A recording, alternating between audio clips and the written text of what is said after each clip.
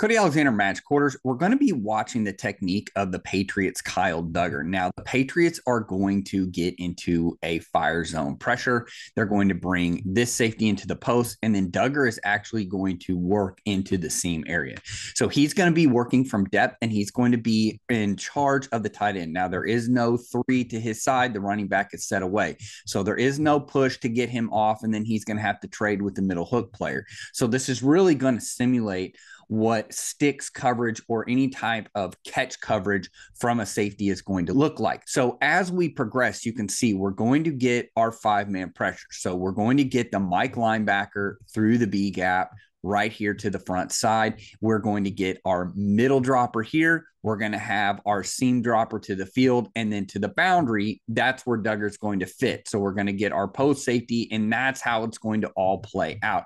You can also see that they're going to have their corner here, essentially bail, and he's going to take number one man-to-man. So what we get on this side, so away from the blitz side, we essentially are getting kind of a quasi-man coverage on that. And a lot of times you want to play that when you have a wide split like that. These two guys will essentially play kind of like a mod technique where it's man, outside, or deep. And so we get these vertical stems from the Eagles here. So the corner's going to end up falling back on him. And then Dugger's essentially going to take two all up and out on this side. So this is just a way to match it through on the fire zone. At the start of the play, you're going to see him walk down, and this is really what you want from the technique.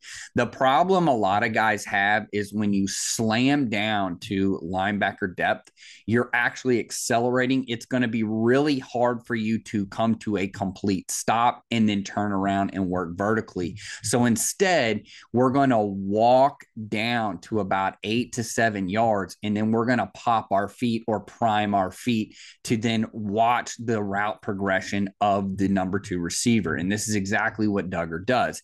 He's going to walk down to about 7 to 6 yards. He's going to pop his feet, and then he's going to attack the near hip. What this does is this doesn't allow the quarterback to have any kind of an angle to the outside. So the soft area in this coverage is actually going to be to this side. You have the linebacker working this way, so this kind of exchange is gone, right? Both these guys are going to be eliminated just by proximity. Now the quarterback's vision cone is this way, but just off of the zone coverage, you can see we're going to have an overlap here. Any kind of in-breaking route is going to be able to get destroyed by that. We also have him. So there's really nothing on this side of the field. What he's trying to do is take advantage of the man side of the field. This is where Dugger's going to eliminate this route for him. This is a nice job of pressing the hip.